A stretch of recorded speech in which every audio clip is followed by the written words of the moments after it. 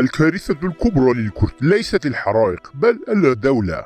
الفاجعة التي خلفتها الحرائق والتي اندلعت بين آمت وميردين والتي تضررت إثرها عشرات القرى أحرقت قلوبنا كذلك. فقد حتى الآن 12 شخصا حياتهم. تضررت عشرات القرى وآلاف الأفدنة من الأراضي والغابات. نفقت آلاف الحيوانات. يئن أطفال الكرد ومواشيهم المحترقة ويعانون معا على أرض الكرد. يعيش المرء حالة يأس جراء مشاهدة هذه المشاهد المأساوية لهذه النيران الملتهبة، بل يأمل أن ينسى ما رآه. الجميع ينتقد قائلا: الدولة لم تتدخل في الوقت المناسب للسيطرة على الحريق. هذا تقصير وإهمال من جانبها في مواجهة الحريق. فهل يعقل شيء كهذا؟ هل يجوز للمقتول في جريمة قتل أن يشكو من قاتله؟ أن يقول لعدوه: لماذا لم تأخذني إلى الطبيب؟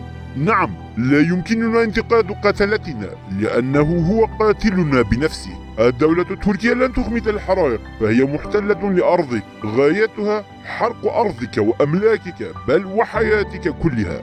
سوف تحرق بلدك وتحولها إلى رماد لتبني عليها قوتها الاستعمارية وسلطتها المحتلة. ينتقد مثقفي الكرد في باكور كردستان الذين يعانون من الاستعمار التركي طيلة 100 عام الماضية، ينتقدون الدولة وكأنهم شعب متساو وحر في الدولة التركية. أبي، أخي، أمي، أختي الأعزاء، هذه ليست دولتكم.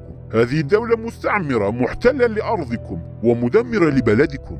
أصدر دان بارتي بيانا قال فيه: التدخل في إخماد الحريق كان متأخرا للغاية، وأسفه على وجود حزب بهذا المستوى المتدني من الوعي. أحمد ترك هو أقدم سياسي في باكور كردستان، كان زعيم حزب، كان عضوا للبرلمان، كان والده وأجداده جميعهم من الأغوات والنبلاء، وهو الآن أيضا رجل أعمال ثري وغني، وهو في نفس الوقت رئيس بلدية ميردين. ها هو جالس على صخرة يشاهد بيأس ومسلوب الإرادة الوضع، يشاهد المنظر وسط يأس وخيبة أمل لا توصف. أحمد ترك وبعدما بلغ 80 من عمره أدرك أنه بغض النظر عما يفعله الكرد فإن الجمهورية التركية ليست دولتهم وليست جمهوريتهم، وهو يختنق في هذا الجو الميؤوس والمخيب المظلم. نعم، الكرد هم أكثر شعوب الشرق الأوسط مسلوبي الإرادة ويئنون تحت وطأة اضطهاد المحتلين وأشدهم بؤسا.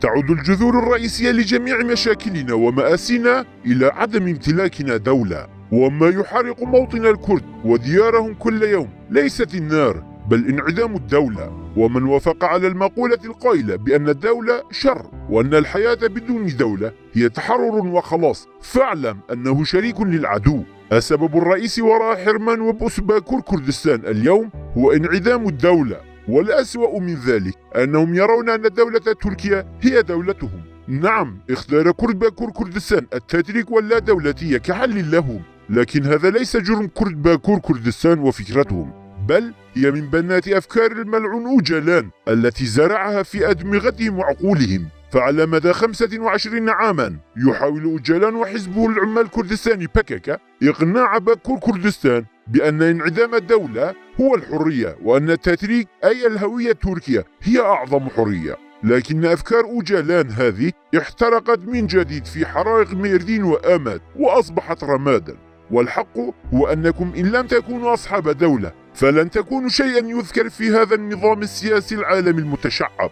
وحتى لو كانت دولتكم سيئة ورديئة فهي أفضل ملايين المرات من انعدامها. إن ديمقراطة دولتكم أسهل 1000 مرة من ديمقراطة دولة الاحتلال، ومن يملكون دولتهم متقدمون دائما بخطوة على أولئك الذين ليست لهم دولة. فدولتكم مهما كانت صغيرة فهي ضمان حياتكم ومستقبلكم. في آذار العام الجاري اجتاحت الفيضانات محافظة دوق بإقليم كردستان. ألحقت هذه الفيضانات أضرار مادية كبيرة بآلاف المنازل وسط المحافظة، إذ غمرت المياه عشرات المنازل وجرفت عشرات السيارات. الطبيعة ضربت دوق بكارثة عظيمة.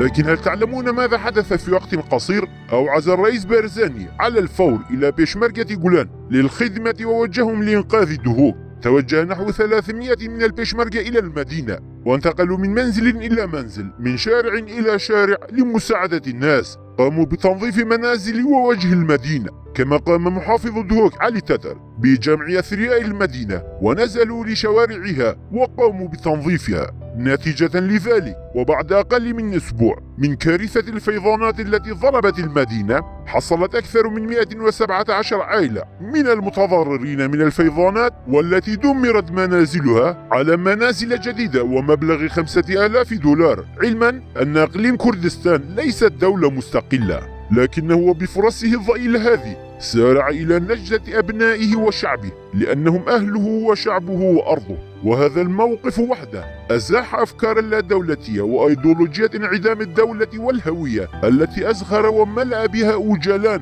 عشرات الصفحات والكلمات الفلسفية وجعلها سرابا. فانعدام الدولة هو أعظم دمار. إن باكيكا الذي يهاجم إقليم كردستان كل يوم لا يرى حقيقة حرية إقليم كردستان هذه ويحسدها. يدافع باكيكا عن وحدة إيران في روج هلاد، ووحدة العراق في إقليم كردستان، ووحدة تركيا في باكور كردستان، ووحدة سوريا في روجافا كردستان ويحميها. هذا الفكر يجر الشعب الكردي إلى الزوال والدمار والانتحار. ففي الوقت الذي يئن باكور كردستان تحت وطأة الحرائق، وبينما لم تمر 24 ساعة، قام أعضاء باكيكا بتعليق علم مثله الجنس على جسر اسطنبول وأبدوا دعمهم لهم. أليس هذا قمة البلاهة والغباء والاحتقار تجاه الكرد؟ ستقولون إنكم مجددا ربطتم القضية بباكيكا، لكن الحقيقة هي أنك إذا ذهبت إلى الطبيب فأنت بحاجة ماسة إلى معرفة مصدر وسبب مرضك ووجعك حتى يتمكن الطبيب من علاجك. والآن هناك ألم كبير ومرض خطير في الجسد الكردي يسمى مرض انعدام الدولة، ومن يرى الحل والحرية في انعدام الدولة فهم يعانون من مرض السرطان. أما من يريد تضميد جراح الكرد وتحسين اقتصادهم وتحسين ظروفهم المعيشية وإنقاذهم من كافة أشكال الكوارث والمآسي كالفيضانات وبأقل الأضرار والخسائر، عليه أولا أن يتخلص ويتحرر من مرض انعدام الدولة هذا. نعم، إن انعدام الدولة هو كبرى الكوارث النظرية، ومن سوء الحظ يواجه الكرد هذه الكارثة وجها لوجه. وما لم نتخلى عن جميع أنواع الاستعمار والاحتلال، وما لم نتحد حول الأفكار الكردستانية، فلن نستطيع مواجهة الكوارث التي تستهدف وطننا وأمتنا. دعونا لا نضيع ولا نبدد آمالنا، آنذاك سنزيح عن عاتقنا هذه المآسي والكوارث. أتمنى دوام الصحة للشعب الكردي وخاصة عوائل الضحايا.